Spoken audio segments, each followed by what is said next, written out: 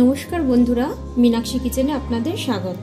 আজকের রেসিপি হলো কড়াইশুঁটি দিয়ে কষা আলুর দম। এবার আমি কড়াইয়ে সাদা তেল দিয়ে দিচ্ছি, এর মধ্যে অল্প একটু ঘি দিয়ে দিচ্ছি, 1 চামচের মতন ঘি দিয়ে দিলাম। তেলটা গরম হলে এবার আমি গোটা গরম মশলা, এলাচ, দারচিনি, লবঙ্গ দিয়ে দিলাম, 2টো তেজপাতা দিয়ে দিলাম। এখানে আমি আলু কেটে নিয়েছি, এরকম ডুমো ডুমো করে আলু কেটে নিয়েছি। কড়াইশুঁটি দিয়ে আলুর দম করব নিরামিষ। গরম হয়ে গেছে, এবার আমি আলুগুলো ছেড়ে দিচ্ছি।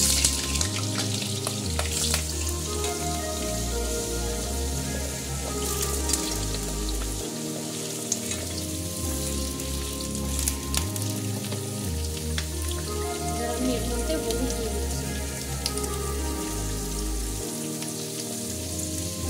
যেহেতু ঠাকুরের জন্য করছি তো এবার দিচ্ছি আমি সন্দক লবণ। নুন হলুদ দিয়ে আমি ভেজে নেবো, ভালো করে লাল লাল করে ভেজে নেবো। ঢাকা দিয়ে দিচ্ছি।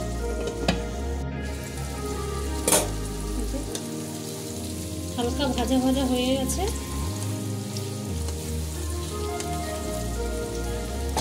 এবার আমি এর মধ্যে আদা ঘষে দেব। যেহেতু ঠাকুরের জন্য বানাচ্ছি তো আর পেস্ট করছি না।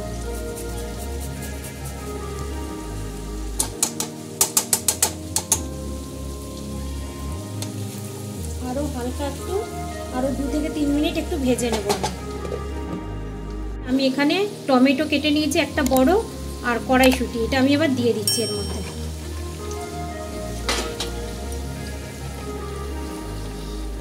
এবার আমি ভালো করে কড়াইশুঁটি টমেটোটা একটু নিচের দিকে দিয়ে দিলাম।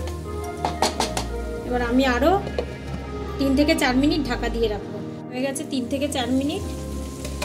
এবার আমি এর মধ্যে অল্প একটু কাশ্মীরি কালারটা দিচ্ছি, হালকা।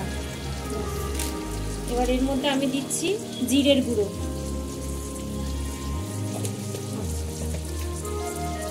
ব্ল্যাক দিচ্ছি হালকা। আমি ভালো করে কষিয়ে নেব, একদম জল দেব না, এরকম গ্যাস কমিয়ে কমিয়ে আমি একদম আলুটাকে পুরো ভালো করে সেদ্ধ করে নেবো। আলুটা প্রায় সেদ্ধ হয়ে গেছে, আরও আমি 2 থেকে 3 মিনিট আবার ঢাকা দিয়ে দিচ্ছি।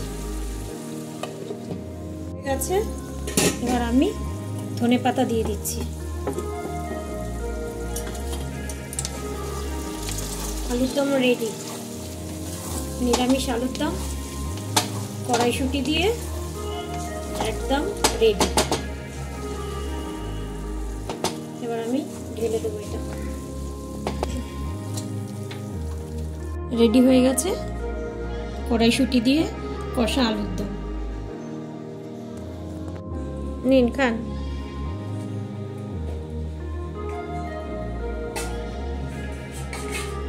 কড়াইশুঁটির কচুরি দারুণ হয়েছে। কড়াইশুঁটির কচুরি ঠিক আছে, খান।